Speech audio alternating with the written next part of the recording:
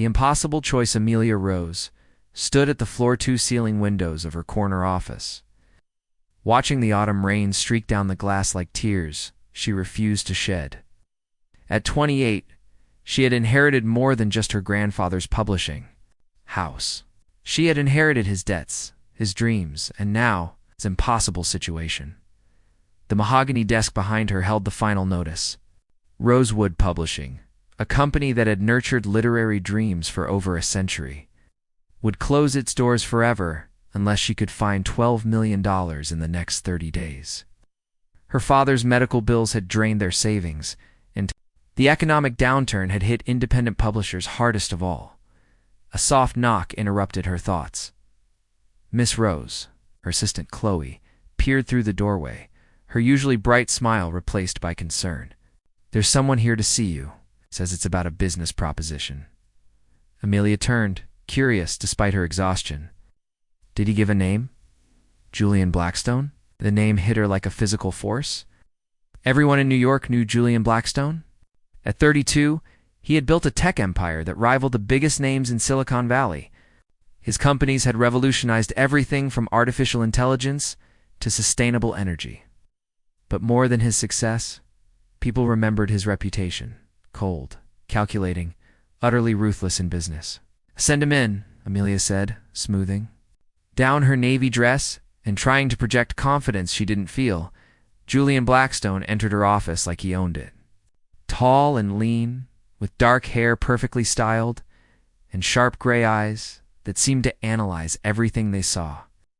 His tailored charcoal suit probably cost more than most people made in a month. But it was his presence that filled the room, commanding and slightly intimidating.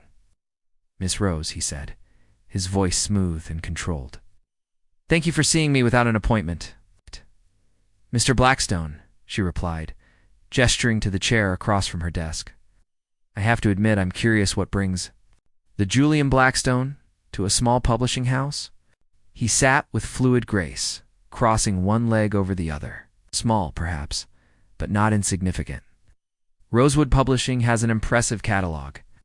Your literary fiction line in particular has won more awards in the last 5 years than publishers. 3 times your size? Amelia felt a flutter of pride despite herself. "You've done your homework, I always do." His gray eyes fixed on hers, unblinking. "I know about your financial situation. I know about your father's medical expenses.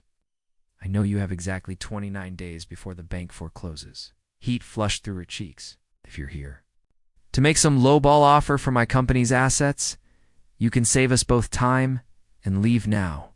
Something that might have been amusement flickered across his features. "Actually, I'm here to make you an offer of a different kind entirely." He leaned forward slightly. "Marry me, Miss Rose." Amelia stared at him, certain she had misheard. "I'm sorry. What?" "A marriage contract," he clarified, his tone as casual as if he were discussing the weather. 1 year, strictly business. In exchange, I'll pay off all of Rosewood's debts and provide an additional $5 million in operating capital. The terms of engagement, Amelia's mind reeled.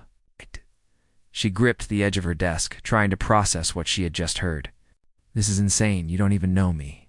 "I know enough," Julian replied calmly. "You're intelligent, well-educated, and come from a respected family." He paused, studying her reaction. "And I know you're desperate enough to consider this." The blunt truth stung, but she couldn't deny it. "Why?" she asked. "Why would you want to marry someone you don't know? Surely there are easier ways for someone like you to find a wife." For the first time, his composed mask slipped slightly. "There's a deal I'm negotiating. Merger with a family-owned company in Japan. The Tanaka Corporation values tradition, family stability. Their CEO, Hiroshi Tanaka, believes that a man's personal life reflects his business character. He's made it clear that he prefers to work with married men. So this is about business. Everything is about business, Miss Rose." His voice was matter-of-fact, but she caught something else underneath. Loneliness, perhaps. "The question is, are you interested in making a deal that saves your company and preserves your family's legacy?"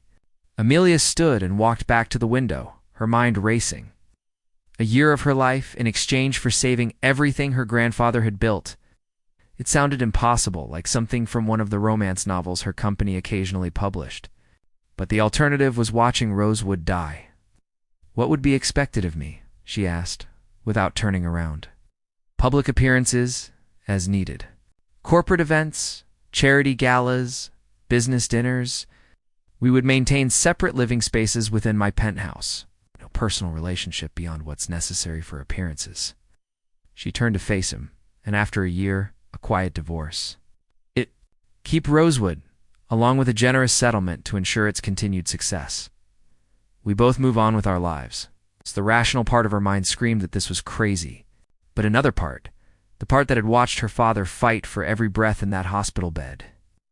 The part that had grown up hearing stories about her grandfather's love for books and publishing, whispered that maybe crazy was exactly what she needed.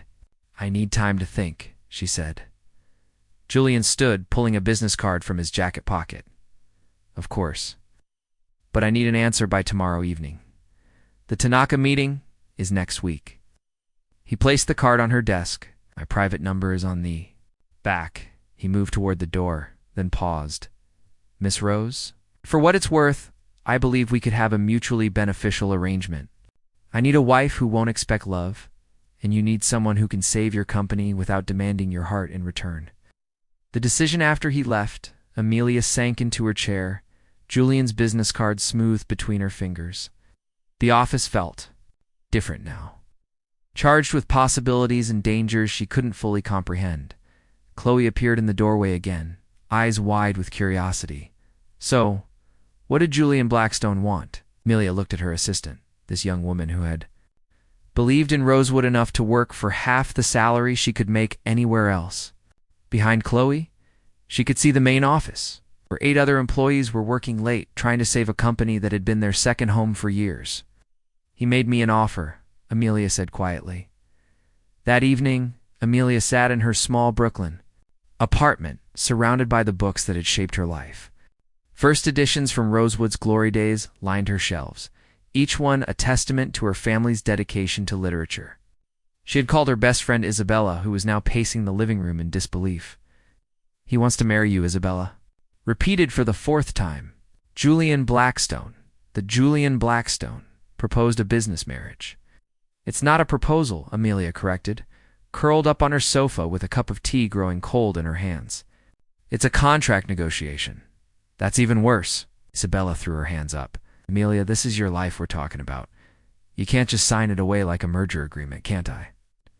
Amelia met her friend's concerned gaze. Isabella, Rosewood is dying. My grandfather's life worked, my father's legacy, everything our family has built for 3 generations. It's all disappearing because I can't find $12 million. Isabella sat down beside her, voice softening. There has to be another way. I've tried everything. Bank loans, private investors, crowdfunding. Nobody wants to invest in a mid-sized publishing house in today's market. Amelia set down her tea and picked up one of her grandfather's books, a collection of poetry published 50 years ago. This book changed my life when I was 12. It made me fall in love with words, with stories, with the idea that books could heal people, I know, Isabella said gently. How many other people could we reach if Rosewood survives? Many writers could we help find their voices? How many readers could discover their next favorite book? Amelia's voice grew stronger. It's 1 year, Isabella. It's 1 year of my life to save something that could impact thousands of lives. The answer the next evening, Amelia found herself standing outside Julian's office building, a gleaming tower of steel and glass that stretched toward the clouds. Her reflection in the lobby windows showed a woman trying to look confident despite the butterflies rioting in her stomach.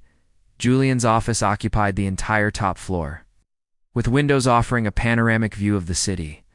He stood silhouetted against the skyline when she entered, his hands clasped behind his back. Miss Rose, he said, without turning around. I wondered if you would come. I said I would. He turned then, and she was struck again by how penetrating his gaze was. As if he could see through all her carefully constructed defenses. And your answer? Amelia took a breath, thinking of her grandfather's books, her father's pride in the family business, the employees who depended on Rosewood's survival. "Yes," she said simply. "I'll marry you." Julian nodded, showing no emotion beyond a slight relaxation in his shoulders.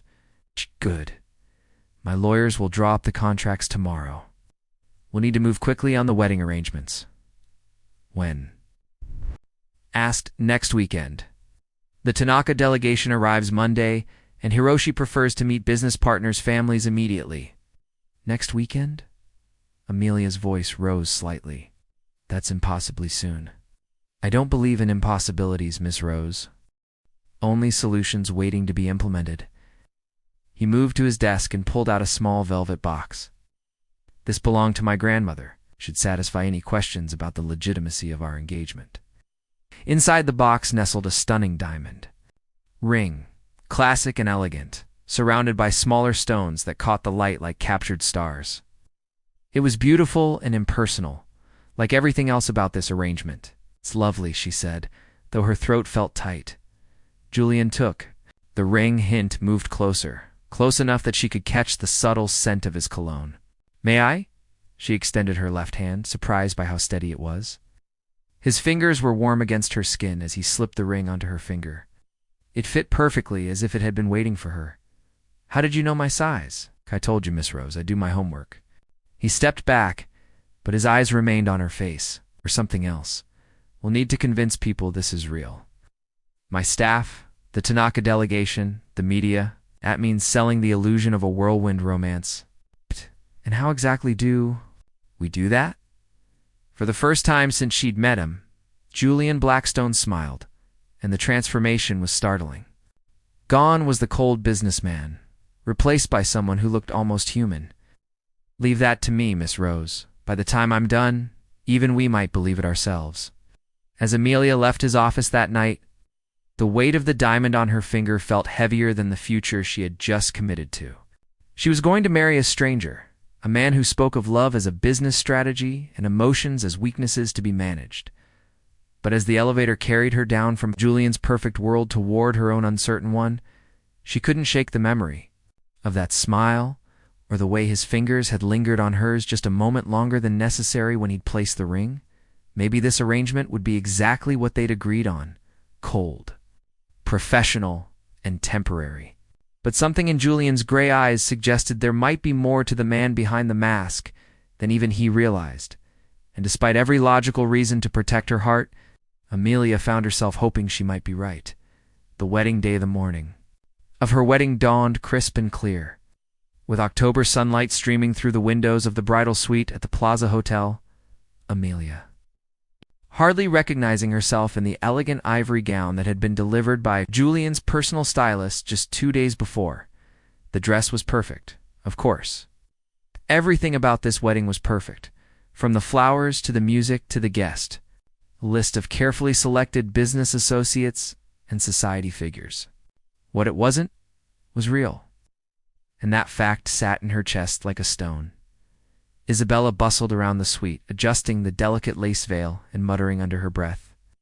"I still think you're crazy," she said for the 100th time. "But if you're going to marry a stranger for business reasons, at least you look absolutely stunning doing it." "Thank you for being here," Amelia said quietly, meeting her friend's eyes in the mirror. "I know you don't understand, but I need you to trust me." Isabella's expression softened. "I do trust you, that's what terrifies me." A soft knock interrupted. Them, Amelia's mother, Patricia Rose, entered the suite, her eyes immediately filling with tears.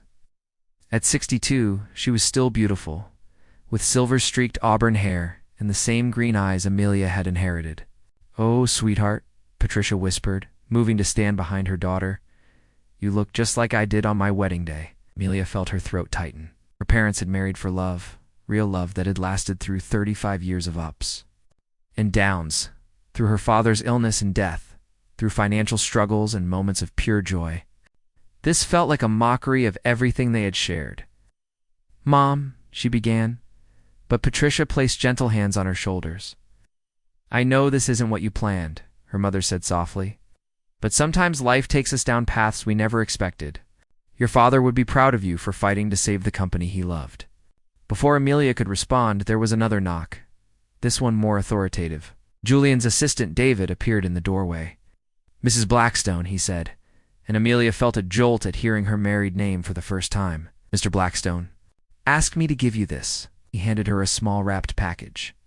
Inside was a leather-bound first edition of Jane Austen's Emma, with a note in Julian's precise handwriting for new beginnings and second chances. "I thought you might appreciate having something real to carry today." Amelia stared at the book, touched, despite herself, by the thoughtfulness of the gesture. It was the first crack she'd seen in Julian's perfectly controlled facade, a hint that perhaps he understood how surreal this day felt for both of them. The ceremony itself was a blur of orchestrated perfection. The hotel's ballroom had been transformed into a garden paradise with cascading white roses and soft piano music. Julian waited at the altar in a perfectly tailored tuxedo, looking every inch the successful businessman getting married. But when Amelia walked down the aisle on her mother's arm, something shifted in his expression. The controlled mask slipped, for just a moment, replaced by something that looked almost like wonder. She found herself walking toward that look rather than the stranger she had agreed to marry. When the officiant asked if they would take each other as husband and wife, Idolian's "I do" was quiet but firm. Amelia's voice was steadier than she'd expected when she spoke the same words. The kiss was brief and chaste, appropriate for the business arrangement they both knew this to be. But as Julian's lips touched hers, Amelia felt an unexpected spark of electricity, a moment of connection that had nothing to do with contracts or companies. "Ladies and gentlemen," the officiant announced, "I present Mr. and Mrs. Julian Blackstone." The applause was polite and enthusiastic, but all Amelia could hear was the sound of her own heart beating as Julian offered her his arm, and they walked back down the aisle as husband and wife. Moving in 3 days later, Amelia stood in the marble foyer of Julian's penthouse, surrounded by her carefully packed belongings. The space was even more intimidating than she remembered. All clean lines and expensive art. Like a museum where people happened to live, Julian appeared from what she assumed was his office, dressed casually in dark jeans and a white button-down shirt. Seeing him without a suit was strangely intimate, making him seem more human and less like the corporate titan she'd married. "I've had the East Wing prepared for you," he said, his tone polite but distant. "You should have everything you need, but if there's anything else, just let David know." He led her through the penthouse, pointing out the kitchen, living areas, and his own office, with the efficiency of a real estate agent. The East Wing was beautiful, with a spacious bedroom, sitting area, and even a small library that made her catch her breath.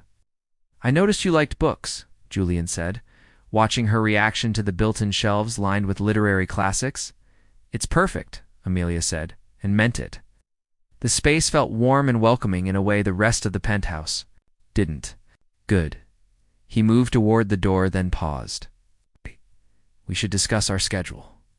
The Tanaka delegation arrives tomorrow and will be expected to attend several social functions together over the next week." Of course, Amelia agreed, though the thought of pretending to be in love with this reserved man made her stomach flutter with nerves. Julian studied her for a moment, as if he could read her thoughts. "Amelia," he said, using her first name for what felt like the first time, "I want you to know that I understand this situation is unusual.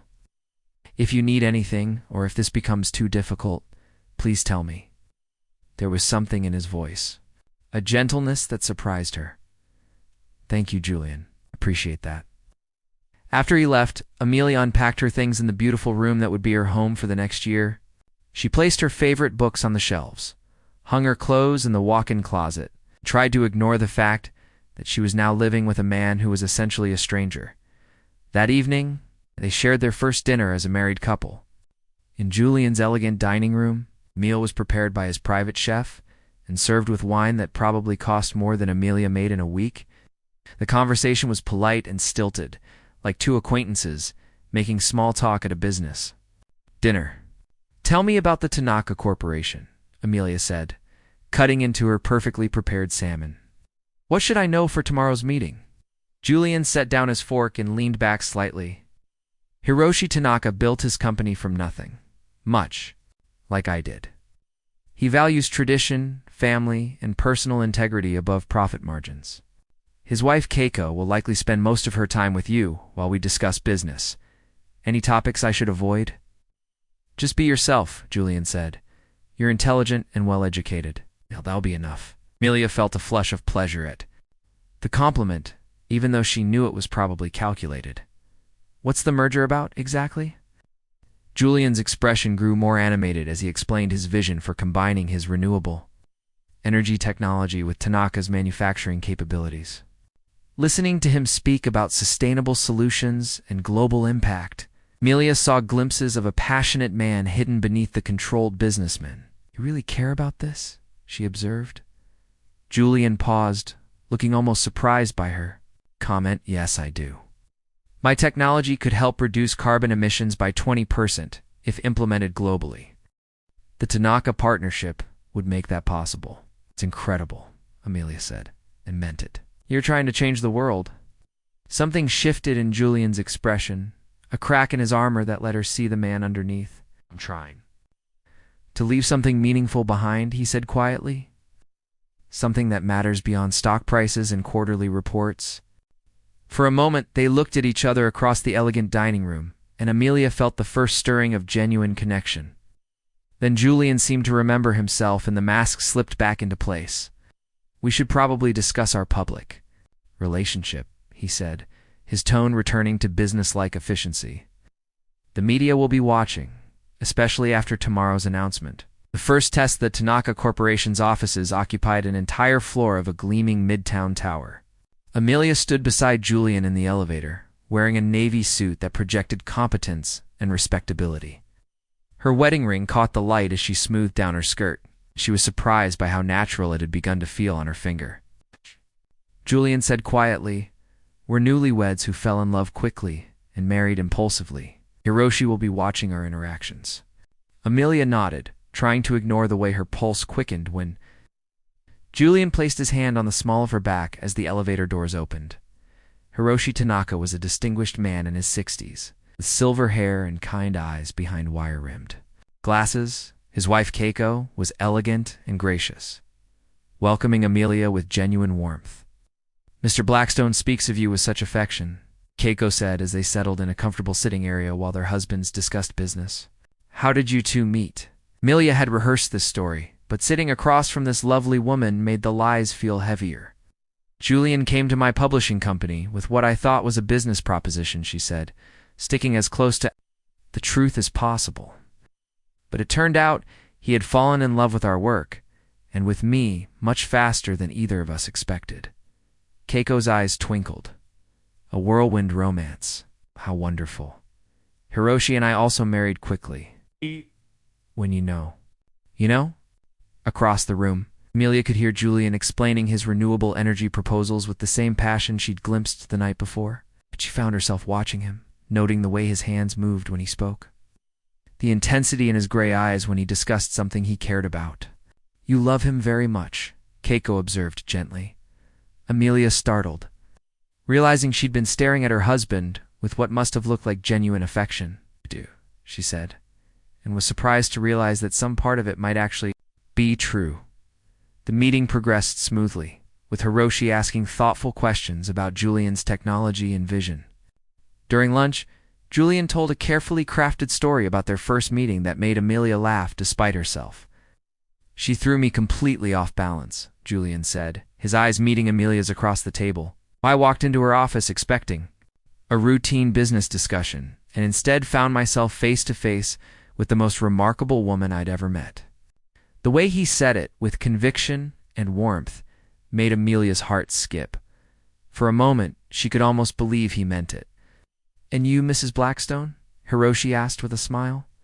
What was your first impression of Julian? Amelia looked at her husband, this complex man who had saved her company and married her for business reasons, who quoted poetry and spoke passionately about saving the environment. Surprised me, she said honestly. I thought I knew what kind of man he was. But he turned out to be much more complicated and interesting than I expected. Julian's eyes held hers for a long moment, and she saw something flicker there that looked almost vulnerable. The meeting ended with handshakes and promises to continue negotiations. As they left the building, Julian was quiet, lost in thought. Do you think it went? Amelia asked as they climbed into his car. Well, Julian said. Very well. Hiroshi seemed impressed with both the technology and with us. He glanced at her. You were perfect, by the way. Natural and charming without trying too hard. Thank you, Amelia said, feeling pleased despite herself. Keiko was lovely. She really believes we're in love. Julian's expression grew thoughtful. Yes, he said quietly. She does. That evening, they attended a charity gala together, their first public appearance as a married couple. Amelia wore a stunning emerald dress that Julian's stylist had selected, and she felt elegant and confident on his arm. The event was everything she'd expected. Beautiful people in expensive clothes, making polite conversation while servers circulated with champagne and canaps. What she hadn't expected was how natural it felt to stand beside Julian, to laugh at his quietly witty observations, to let his hand rest on her waist as they mingled with New York's elite. Julian, a woman's voice called out, and they turned. To see a striking blonde approaching with a predatory smile. I heard rumors that you'd gotten married, but I had to see for myself. Hello, Vanessa, Julian said, his tone notably cooler. Amelia, this is Vanessa Crawford. Vanessa, my wife, Amelia. Vanessa's smile was sharp as a blade. How romantic. And how sudden. You two barely know each other, do you? Amelia felt Julian tense beside her, but before he could respond, she stepped forward with her own smile. Sometimes the heart knows what it wants before the mind can catch up, she said smoothly. Julian swept me off my feet so completely that waiting seemed pointless. How fortunate for you, Vanessa said, her eyes calculating. I'm sure it has nothing to do with your little publishing company's financial troubles. The comment hit its mark, and Amelia felt heat rise in her cheeks. But Julian's arm tightened around her waist, and when he spoke, his voice was deadly quiet. I'd be very careful about spreading unfounded gossip, Vanessa, he said. My lawyers take a dim view of defamation, especially when it concerns my wife.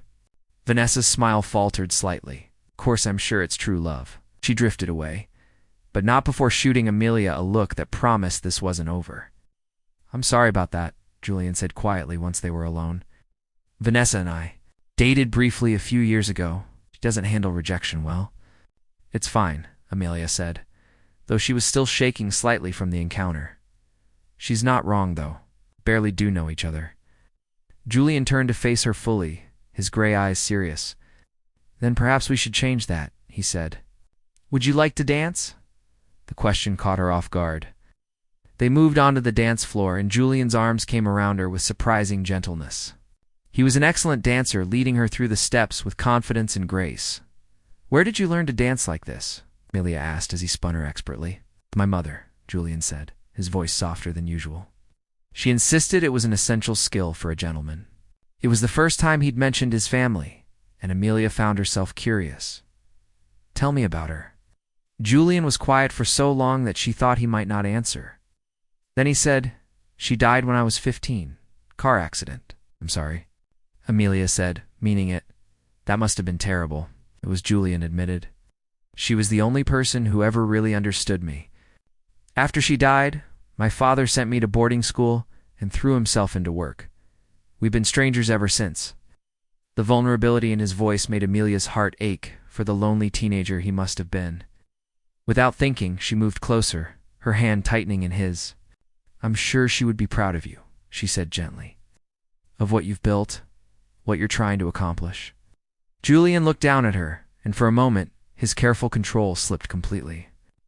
She saw grief there, and loneliness, and something else that made her breath catch. Thank you, he said quietly. That means more than you know. They danced in silence after that, moving together with an ease that felt natural and right. Amelia found herself relaxing into Julian's embrace, letting herself enjoy the warmth of his arms around her, the subtle scent of his cologne, the way he held her like she was something precious when the song ended. They stayed close for a moment longer than necessary, looking into each other's eyes. Amelia felt something shift between them, a crack in the walls they'd both carefully constructed. We should probably mingle some more, Julian said finally, but his voice sounded reluctant. Probably Amelia agreed, though she made no move to step away. It was Julian who finally broke the moment, offering her his arm with a small smile. Shall we go charm some donors into opening their checkbooks? As they moved through the crowd together, Amelia couldn't shake the feeling that something fundamental had changed between them. The careful distance they'd maintained was beginning to crumble, replaced by something warmer and infinitely more dangerous. She was supposed to be protecting her heart, keeping this arrangement purely business.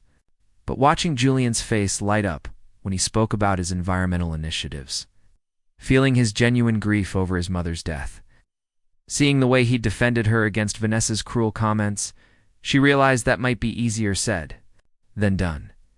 Julian Blackstone was not the cold, calculating businessman she'd married. He was something far more complex and compelling, and despite every logical reason to keep her distance, Amelia found herself falling under his spell. Secrets revealed 2 weeks into their marriage, Amelia discovered Julian's secret by accident.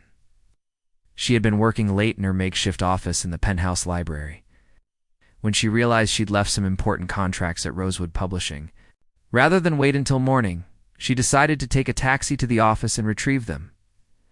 It was nearly 10 o'clock when her cab pulled up to the Rosewood building, and she was surprised to see lights on in several windows. More surprising still was the familiar black sedan parked outside, the same car that had driven her and Julian to various events over the past 2 weeks. Curious. Amelia made her way upstairs, using her key to enter the Rosewood offices. She could hear voices coming from the conference room. She moved quietly toward the sound. What she saw through the glass conference room doors stopped her in her tracks. Julian sat at the head of the long table, but he wasn't wearing one of his usual expensive suits. Instead, he was in jeans and a simple sweater, looking more relaxed than she'd ever seen him. Round the table sat a dozen people she didn't recognize, men and women of various ages, all listening intently as Julian spoke. The literacy program is showing real results, Julian was saying, consulting papers spread across the table. Reading levels in the participating schools have improved by an average of 30% over the past 6 months. Amelia pressed closer to the door, straining to hear. What about funding for the next phase? Asked a middle-aged woman with graying hair. Already secured, Julian replied with a small smile. I've allocated another $2 million for expansion into 10 more schools. We should be able to reach 500 additional children by the end of the school year. Julian, this is incredible work, said an older man. These kids are getting opportunities they never would have had otherwise. That's the point, Julian said quietly. Every child deserves access to books, to stories, to the possibility of a different future. Amelia felt her breath catch. Julian was funding a literacy program, using his own money to bring books and reading instruction to underserved schools. This wasn't for publicity or tax benefits. It was clearly something he cared deeply about. Mrs. Thompson's class sent thank you letters, the woman said. It's pulling out a stack of colorful construction paper cards. Would you like to see them? Julian's face transformed as he reached for the letters. His usual controlled expression replaced by something soft and genuine. He read each one carefully, and Amelia could see his lips curve into a real smile as he absorbed the children's excited scrawls about their favorite books. One letter made him pause, and he read it aloud to the group. Dear Mr. Julian, thank you. For the books, I never liked reading before, but now I love it. My favorite book is about a girl who saves a dragon. Maybe someday I can save a dragon too. Love, Maria, age 8. The room was quiet for a moment, and Amelia saw Julian carefully fold the letter and slip it into his pocket. This is why we do this, he said simply. For Maria, and for every child who discovers that books can open doors they didn't even know existed. Amelia backed away from the conference room, her heart pounding. She had stumbled onto something profound, a side of Julian that he clearly kept hidden from the world. The man she'd married for business reasons was secretly funding education programs, using his wealth to give children opportunities for better lives. She retreated to her own office, retrieved the contracts she'd come for, and slipped out of the building before Julian's meeting ended, but all the way home in the taxi. She couldn't stop thinking about the expression on his face when he'd read that little girl's letter. The genuine joy and purpose she'd seen there. This was the real Julian. Blackstone, she realized.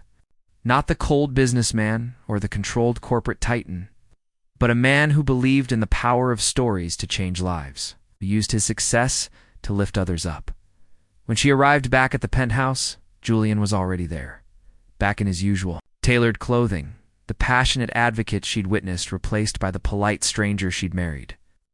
"Did you find what you needed at the office?" he asked, pouring himself a glass of wine in the kitchen. "Yes," Amelia said, studying his face for any trace of the man she'd seen an hour earlier. "Everything was exactly where I left it." Julian nodded and moved to leave, but Amelia found herself speaking before she could stop herself. "Julian, can I ask you something?" He paused, turning back to her with a questioning look. "Why books?" she asked. "I mean, your mother read to you, I know that. But why do they matter so much to you that you'd go through all this trouble to save a small publishing?" House Julian was quiet for a long moment, swirling the wine in his glass. When he finally spoke, his voice was softer than usual. "When my mother died, I was angry at the world," he said. "Angry at God, at life, at everyone who still had their families intact. I started acting out, getting into fights, failing classes. My father was so buried in his own grief and work that he barely noticed." He moved to the window, looking out at the city lights below. "One day a teacher, Mrs. Rodriguez, kept me after school. Instead of lecturing me about my behavior, she handed me a book. The Outsiders by Essie Hinton. She said sometimes when we can't make sense of our own story, reading someone else's can help." Amelia waited, sensing there was more. "That book changed everything for me," Julian continued. "Showed me I wasn't the only person who'd ever felt angry and lost. It gave me a way to understand my emotions, to see that pain could be transformed into something meaningful." He turned back to her. "Books saved me, Amelia. They taught me empathy, showed me possibilities, helped me imagine a future worth working toward." The vulnerability in his voice made her chest ache. This was why he'd really wanted Rosewood, she realized. Not for business reasons, but because he understood the power of publishing to change lives. "That's beautiful," she said softly. "Julian's mask seemed to slip back into place. It's practical," he corrected, though his tone lacked conviction. "Literacy programs improve economic outcomes. It's good business." But Amelia had seen his face when he'd read that little girl's letter, and she knew better. Breaking point. The crisis came 3 weeks later, on a Thursday evening that started like any other. Amelia was in her sitting room, reviewing manuscripts for Rosewood, when Julian's phone rang in the main living area. She could hear his voice, sharp and urgent, though she couldn't make out the words. A few minutes later, he appeared in her doorway, his face pale and tense. "I have to go," he said abruptly. "There's been an accident at one of the schools in the literacy program. A fire. Some of the children were hurt." Without thinking, Amelia stood up. "I'm coming with you." Julian started to shake his head, but something in her expression stopped him. "It's going to be difficult," he warned. "The media will probably be there, and it's not going to be pleasant." "I don't care," Amelia said firmly. "If this matters to you, then it matters to me." They rode to the hospital in tense silence, Julian's hands clenched in his lap as his driver navigated through traffic. Amelia wanted to comfort him, but she wasn't sure how. Their relationship existed in such a carefully defined space that she didn't know if she had the right to reach out. The hospital was chaos when they arrived. News vans lined the street, and Julian pulled up the hood of his sweatshirt as they made their way through the emergency entrance. But inside, away from the cameras, his careful composure cracked. Mrs. Rodriguez, the teacher Julian had mentioned, was waiting in the family room. She was in her 60s now, with silver hair and worried eyes, and she embraced Julian like a son when she saw him. "How bad is it?" Julian asked immediately. 6 children with smoke inhalation, 3 with minor burns, Mrs. Rodriguez reported. "They're all going to be okay, but it was close, Julian. If the fire department hadn't arrived when they did..." Julian closed his eyes, and Amelia saw his hands shake slightly. "What happened? Electrical fire in the library?" Mrs. Rodriguez explained. "It spread fast. The children were there for the after-school reading program when it started. The library, Julian repeated hollowly. All those books? Gone, Mrs. Rodriguez confirmed gently. I'm sorry, Julian. It's books you donated, the special collection you were so proud of. It's all gone. Amelia watched Julian absorb this. News saw the way his shoulders sagged with grief and guilt. This wasn't about money or business to him. This was personal, deeply personal, and seeing him in pain made her own chest tighten with unexpected emotion. Can we see them? Julian asked. The children? Mrs. Rodriguez nodded and led them down the hospital corridor. In the pediatric ward, they found families clustered around beds, children with oxygen masks and bandaged arms, parents trying not to cry. Julian moved from bed to bed, speaking quietly to each child, holding small hands. Listening to excited chatter about the adventure they'd had. Despite their injuries, the children's faces lit up when they saw him, and Amelia realized he wasn't a stranger to them. He knew their names, their favorite books, their dreams. At the last bed, they found Maria, the 8-year-old, who had written about saving dragons. She was asleep, her small face pale against the hospital pillow, an oxygen mask covering her nose and mouth. Julian sat down heavily in the chair beside her bed, and for the first time since Amelia had known him, she saw tears in his eyes. She was in the library when it started, he said quietly. She was reading her dragon book. Amelia felt something break open in her chest. Without hesitation, she moved to stand behind Julian's chair, placing her hands gently on his shoulders. He tensed for a moment, then relaxed into her touch. She's going to be fine, Amelia said softly. And you're going to rebuild the library. Better than before? Julian reached up and covered one of her hands with his own. How do you know? 'Cause that's who you are, Amelia said simply. You're the man who believes every child deserves a chance to save a dragon. They stayed at the hospital until late that night, making sure every child was stable and every family had what they needed. Julian quietly arranged for the hospital bills to be covered and for temporary housing for the 2 families, whose apartments had also been damaged in the fire. It was nearly 2 a.m. when they finally returned to the penthouse. Julian went straight to his office, and Amelia could hear him on the phone, already making arrangements for rebuilding the school library. She made coffee and brought him a cup, finding him at his desk with architectural plans spread across the surface. What's all this? She asked. Plans for the new library, Julian said, not looking up. It's going to be better than before. Sprinkler system, multiple exits, fireproof storage for the rare books collection. Julian, Amelia said gently. It's 2 a.m. This can wait until tomorrow. He finally looked up at her, and she saw exhaustion and grief written across his features. What if Maria had died? He asked quietly. What if my program, my library, had gotten a child killed? Amelia set down the coffee and moved around the desk to face him. But she didn't die.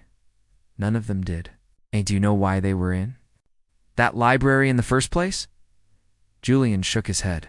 'Cause you gave them a reason to love books, Amelia said. You gave them stories that made them want to be heroes, to save dragons, to believe in possibilities they'd never imagined. That's not something to feel guilty about, Julian. It's something to be proud of. Leon stared at her, and she saw something shift in his expression. The careful walls he'd maintained between them seemed to crumble all at once. I don't know how to do this, he said quietly. How to care about people without trying to control everything, without thinking I can fix everything with money and planning. You don't have to fix everything, Amelia said, moving closer. You just have to be present. You just have to care. Julian reached for her then, pulling her into his arms with a desperation that caught her off guard. She went willingly, wrapping her arms around him as he held her tightly against his chest. I'm scared, he admitted against her hair. I'm scared of caring too much, of losing control, of letting people down. I know, Amelia whispered, running her hands soothingly along his back. I'm scared too. They held each other in the quiet office, surrounded by plans for rebuilding and hope for the future. And Amelia realized that somewhere in the past month, her feelings for Julian had shifted from grudging respect to something much deeper and more dangerous. She was falling in love with her husband, This complicated man who hid his passionate heart behind walls of control and professionalism. The question was, what was she going to do about it? The choice the next morning brought an unexpected visitor. Amelia was in the kitchen making breakfast when David announced that someone was there to see Julian. A few minutes later, an elegant, older woman entered the living room, and Amelia knew immediately who she was. The woman had Julian's gray eyes and his sharp cheekbones, but her face was warmer, more open. She wore a simple but expensive suit and carried herself with quiet dignity. "Mother." Julian's voice was shocked as he appeared from his office. "What are you doing here?" "I saw the news about the school fire," the woman said gently. "I came to see if you were all right." Julian stood frozen in the middle of the room, and Amelia could see the complicated emotions playing across his face. After a moment of hesitation, she stepped forward. "You must be Julian's mother," she said warmly, extending her hand. "I'm Amelia, his wife." The woman's eyes widened slightly, but she took Amelia's hand with a smile. "Catherine Blackstone," she said, "and you're the young woman who's managed to capture my son's heart." Amelia felt heat rise in her cheeks, but before she could correct the misconception, Julian spoke. "We thought you were dead," he said quietly, his voice raw with emotion. Catherine's face crumpled. "Oh, Julian, I'm so sorry." "You too think that? I've been living in Paris, trying to find the courage to contact you?" 15 years, Julian said, and Amelia could hear the pain in his voice. "I grieved for you for 15 years." "I know," Catherine whispered, tears streaming down her face. "I was a coward. After the divorce, after your father threatened to cut off all contact if I tried to see you, I ran away instead of fighting. I convinced myself you were better off without me." Amelia felt like she was intruding on something deeply private, but she couldn't bring herself to leave. This explained so much about Julian, about his walls, and his fear of abandonment. "Why now?" Julian asked. Catherine pulled a newspaper clipping from her purse, and Amelia recognized the photo from their wedding. "From a distance," Catherine admitted, "when I saw that you'd gotten married, I thought maybe it was time to try to make amends. And then when I heard about what you're doing with the literacy programs, how you're using your success to help children." She trailed off, her voice thick with pride and regret. Julian was quiet for a long moment, and Amelia could see him struggling with 15 years of grief and abandonment. "I should leave you two alone," Amelia said quietly, but Julian's voice stopped her. "Stay," he said, his eyes finding hers. "Please." So Amelia stayed, curled up in a corner chair. As Julian and his mother began the difficult process of rebuilding their relationship, Catherine explained about the bitter divorce, about Julian's father's threats and manipulations, about her own depression and feelings of helplessness. Julian shared his anger and hurt, but also his successes and dreams.